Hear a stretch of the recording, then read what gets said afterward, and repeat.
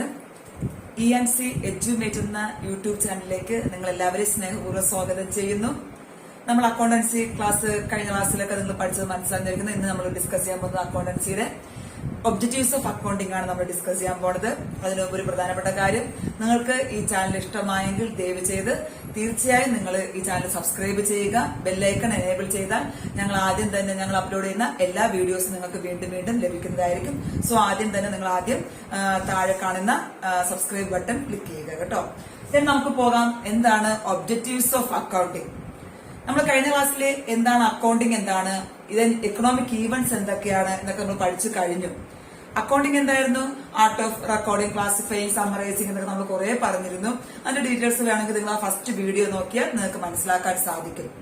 ഇന്ന് നമ്മൾ പഠിക്കാൻ പോകുന്നത് ഒബ്ജക്റ്റീവ്സ് ഓഫ് അക്കൗണ്ടിംഗ്. എന്തൊക്കെയാണ് അക്കൗണ്ടിങ്ങിന്റെ ലക്ഷ്യങ്ങൾ? എന്തൊക്കെയാണ് അക്കൗണ്ടിംഗ് കൊണ്ട് നമുക്ക് എല്ലാവർക്കും ഓരോ ലക്ഷ്യമുള്ളതുകൊണ്ട് അക്കൗണ്ടിംഗ് നമ്മൾ പറഞ്ഞതുപോലെ ലാംഗ്വേജ് ഓഫ് ബിസിനസ് ആണ്. സോ അതിന് അതിൻ്റെതായ ലക്ഷ്യങ്ങളുണ്ട്. First one, to maintain business records. ഇത് നമ്മൾ പഠിക്കാൻ പോകുന്നത് objectives of accounting.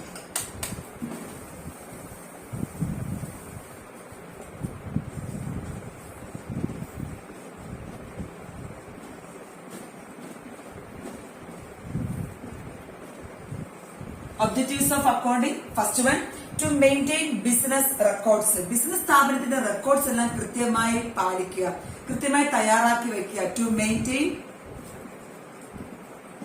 Business records. എന്തിനു വേണ്ടിയാണ് എല്ലാ സ്ഥാപനത്തിൽ നടക്കുന്ന എല്ലാ ട്രാൻസാക്ഷൻസ് നമ്മൾ റെക്കോർഡ് ചെയ്യേണ്ട കാരണം എന്താണ്? ഒരു മാനേജർക്ക് അല്ലെങ്കിൽ ആ ബിസിനസ് സ്ഥാപനത്തിലെ ഓണർക്ക് അല്ലെങ്കിൽ ഒരു ക്ലർക്കിന്, സ്ഥാപനത്തിലെ അക്കൗണ്ട്സ് തയ്യാറാക്കുന്ന ക്ലർക്കിന് എല്ലാ ട്രാൻസാക്ഷൻസും ഓർമ്മയിലിരിക്കണം എന്നില്ല. ഒരു ബിസിനസ്സിൽ രാവിലെ മുതൽ വൈകുന്നേരം അല്ലെങ്കിൽ 2 ദിവസത്തെ ഒരു ട്രാൻസാക്ഷൻസ് നമുക്ക് മാക്സിമം ഓർമ്മിച്ചെടുക്കാനായിട്ട് സാധിക്കും. ഒരു വലിയൊരു ബിസിനസ് സ്ഥാപനമാണെങ്കിൽ പല തരത്തിലുള്ള ട്രാൻസാക്ഷൻസ് അവിടെ നടക്കുന്നുണ്ട്. ആ ബിസിനസ് ട്രാൻസാക്ഷൻസ് അല്ലെങ്കിൽ ആ എക്കണോമിക് ഈവന്റ്സ് എല്ലാം ഓർമ്മിച്ച് വെക്കാനുള്ള കഴിവ് ആർക്കില്ലായിരിക്കും? നമ്മുടെ ബിസിനസ് സ്ഥാപനത്തിലെ മാനേജേഴ്സിനോ ക്ലർക്കിനോ അല്ലെങ്കിൽ അക്കൗണ്ട്സ് തയ്യാറാക്കുന്നവർക്ക് ഇല്ലായിരിക്കാം. സോ അവരെന്ത് ചെയ്തിരിക്കണം? ആ നടക്കുന്ന ട്രാൻസാക്ഷൻസ് എല്ലാം കൃത്യമായി രേഖപ്പെടുത്തി വച്ചിരിക്കണം. എന്തിനു വേണ്ടി?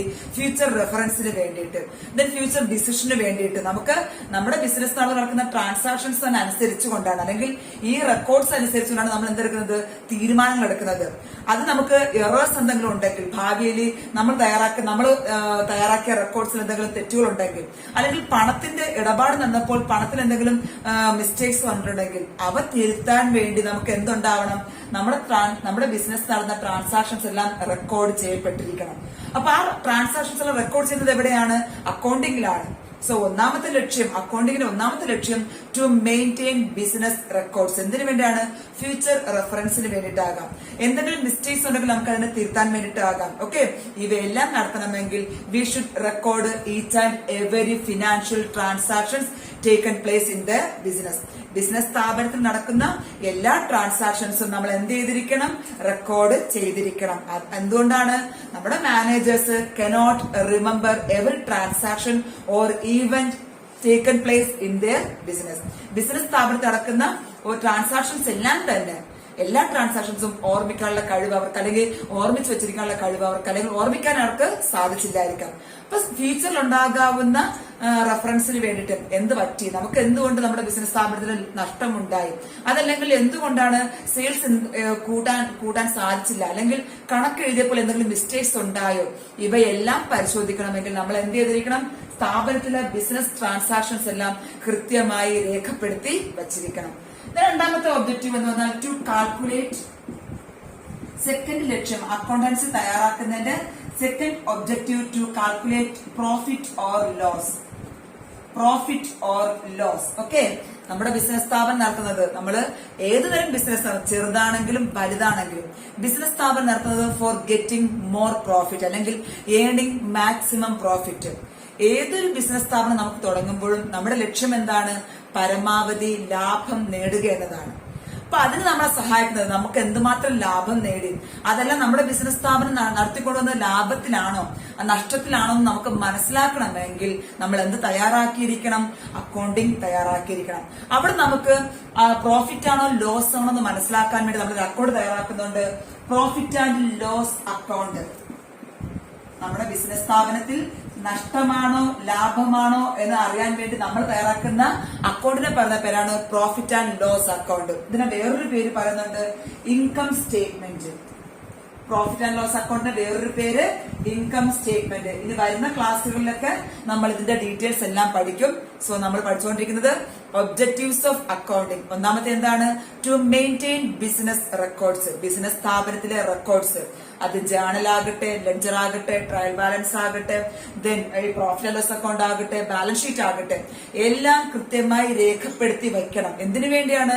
നമുക്ക് എന്തെങ്കിലും തീരുമാനം എടുക്കണമെങ്കിൽ, ഫ്യൂച്ചറിൽ നമുക്ക് എന്തെങ്കിലും എറേഴ്സ് പറ്റിക്കഴിഞ്ഞാൽ അത് തിരുത്താൻ വേണ്ടിയിട്ടൊക്കെ നമുക്ക് ദെൻ കമ്പാരിസൺ നടത്തുന്നതിന് കഴിഞ്ഞ വർഷത്തെ ലാഭം എത്ര, ഈ വർഷത്തെ ലാഭം എത്ര, കഴിഞ്ഞ വർഷത്തെ ലയബിലിറ്റി എത്രയായിരുന്നു, ബാധ്യത എത്രയുണ്ടായിരുന്നു, ഈ വർഷത്തെ ബാധ്യത എത്രയാണെന്നൊക്കെ നമുക്ക് താരതമ്യം ചെയ്യണമെങ്കിൽ എന്തുണ്ടാവണം? നമ്മുടെ കയ്യിൽ റെക്കോർഡ്സ് ഉണ്ടാവണം.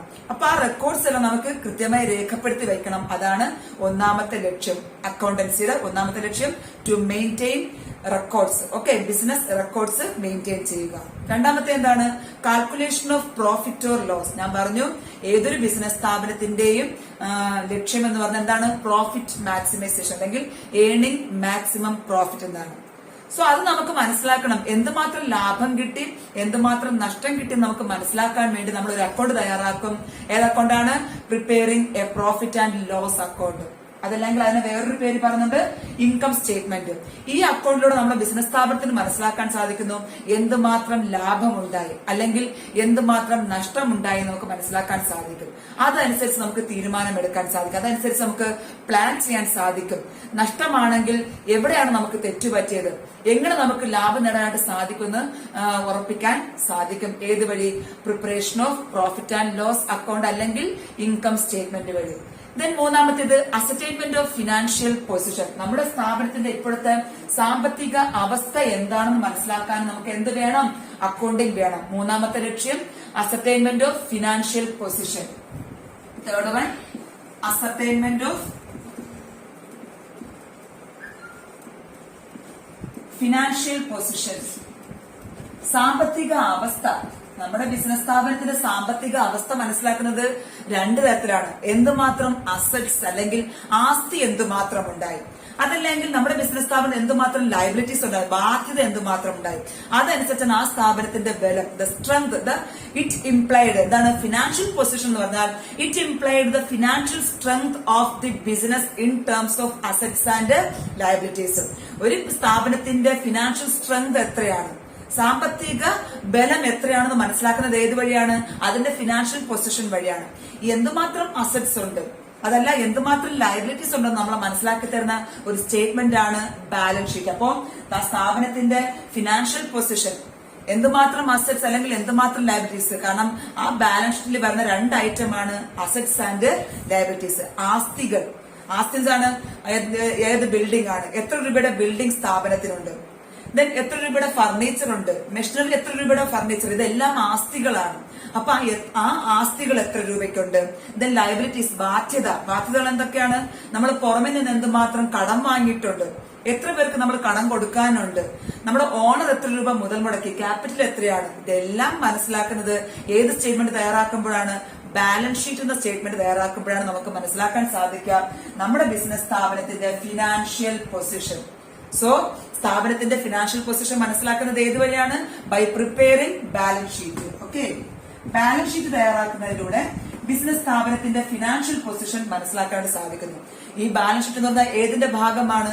അക്കൗണ്ടിങ്ങിന്റെ ഒരു ഭാഗമാണ്. മൂന്നെണ്ണം നമ്മൾ പറഞ്ഞു. Objectives of accounting. ഒന്നാമത്തേത് സ്ഥാപനത്തിൽ നടക്കുന്ന എക്കണോമിക് ട്രാൻസാക്ഷൻ, ഫിനാൻഷ്യൽ ട്രാൻസാക്ഷൻസ് എല്ലാം നമ്മൾ കൃത്യമായി രേഖപ്പെടുത്തി വെക്കുക. കാരണം എല്ലാ ട്രാൻസാക്ഷൻസും നമുക്ക് മാനേജേഴ്സിന് ഓർമ്മിച്ചു വെക്കാനായിട്ട് സാധിക്കില്ല.